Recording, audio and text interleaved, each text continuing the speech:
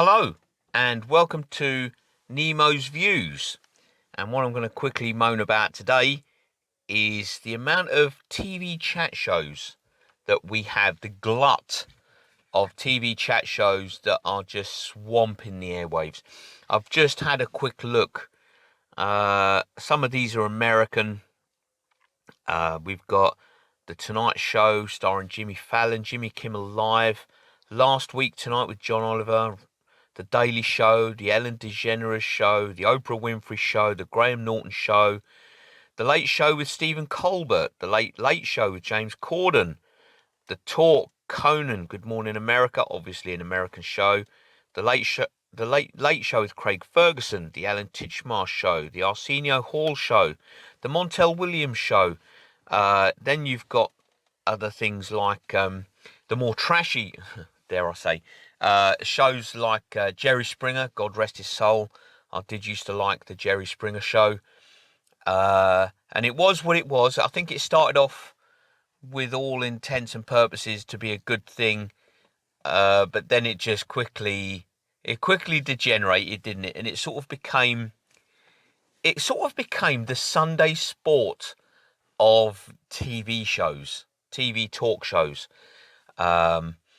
For anybody that's outside of the UK, the Sunday Sport and its sister paper, the Daily Sport, was one of these trashy, garbage tabloids, properly yellow journalism.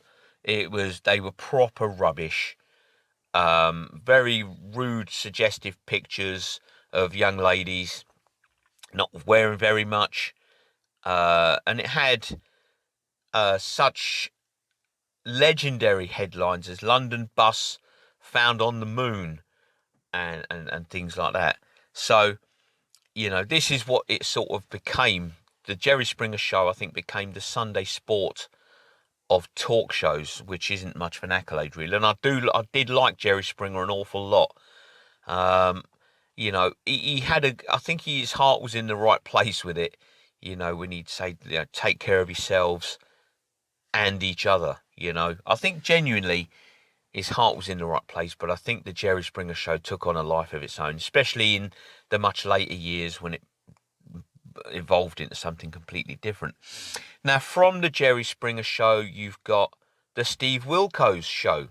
Steve Wilkos was famously one of Jerry Springer's security team. He was a policeman who, became Jerry Springer's chief of security, basically. And he seemed to do a good job at separating people when things started to get out of control.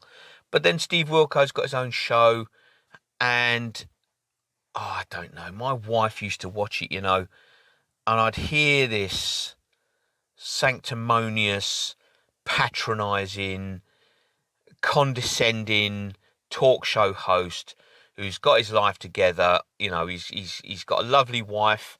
He's got kids. He's done well for himself. He's had opportunities he's taken advantage of.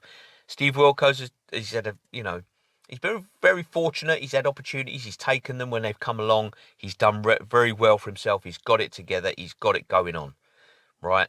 But then they get these chat show, these contestants, people. I'll say people on the chat show taking part.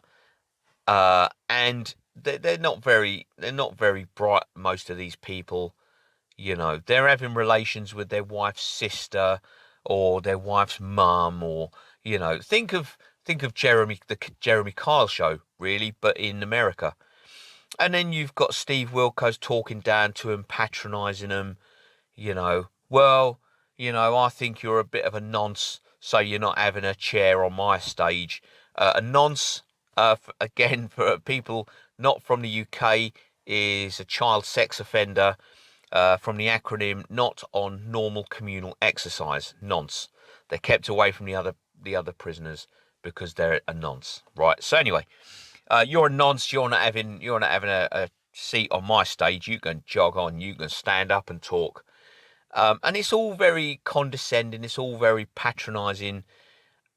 And he's got a very sort of sanctimonious tone about him for the most part. And that's why I just don't like, I will not watch the Steve Wilkos show. If it's on, when I walk in the room, I will simply turn around and walk back out again because I just can't stand it. Another one that I genuinely dislike is Maury Povich. Now, I don't really know much about Maury Povich. I believe he was a war veteran. I believe he served in Vietnam. So he served his country.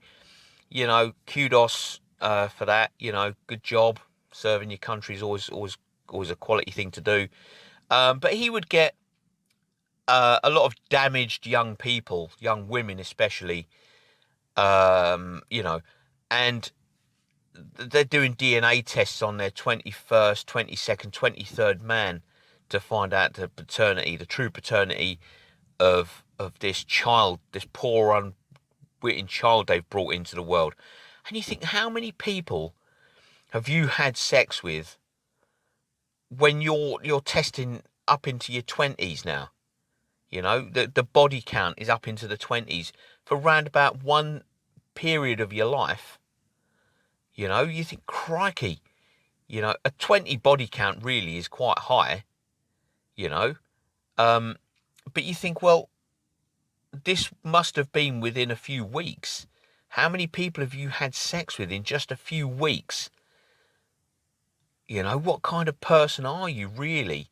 Damaged by the world, you know. And then you'll get Maury Povich on there and you say, you know, for instance, he'll say, you know, they'll be on there, there'll be Shane, David and Carl on the stage.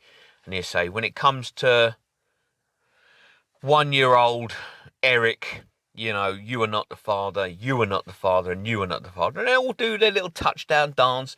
They're all really happy that they're not on the hook for raising this child, you know.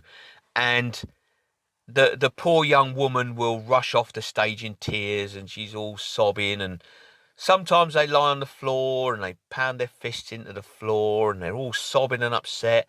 And then Maury goes back and he says, look, guys, don't be that way, but really be that way, because this is what gains us viewers. Don't be that way, guys. This is a young woman we're talking about, but really be that way. Yeah, go on, carry on. And he'll run backstage with a cameraman and they'll stick a camera right in this poor young woman's face, whose life is just in tatters still. She's not got any resolution to it, to the paternity of a newborn child. And I just think, how is this entertainment? Why do people watch it? Who thinks it's a good idea? Oh, well, we're providing, you know, we're providing answers for these people. We're helping people. And sometimes, you know, it does do some good when you get these, you know, these kids and their house is burnt down right before Christmas. And to counterbalance it. So there has been times when I've seen Maury Povich has given kids, you know, a Christmas when the house is burnt down on Christmas Eve and stuff, you know, and he's given them a bike and he's given them toys and presents and he's helped the family. And there's no doubt that that's a good thing if done for the right reasons, of course. But that's sort of the counter argument to it. But for the most part, from what I've seen, it's, you know, just exploiting young, vulnerable, damaged people for other people's amusement. And I don't see how it can be amusing, really. But, you know, at least Jeremy Kyle, I mean, the Jeremy Kyle show, I used to like the Jeremy Kyle show, but again, all they're doing is just dredging Britain's council estates for the lowest IQ, lowest mentality people they could possibly find, and just sort of humiliating them on TV, national TV. And then, of course, there was the reason it ended was because the fella appeared on the Jeremy Kyle show and then ended up sadly committing suicide, and that sort of brought the end of that. But there we go. There we go. Why are these programs there? I don't know. I always try and give them a miss. You know, I don't want to know about some poor, young, unfortunate woman that's been taken advantage of, and you know, I don't need it. I just don't need it. I know there's cruelty in the world and unkindness and hostility, and I just don't need it in my front room, you know, when I'm trying to relax. So, that being said, if you've stuck with it this long, thank you very much for watching. Take it easy, and I'll catch you on the next one.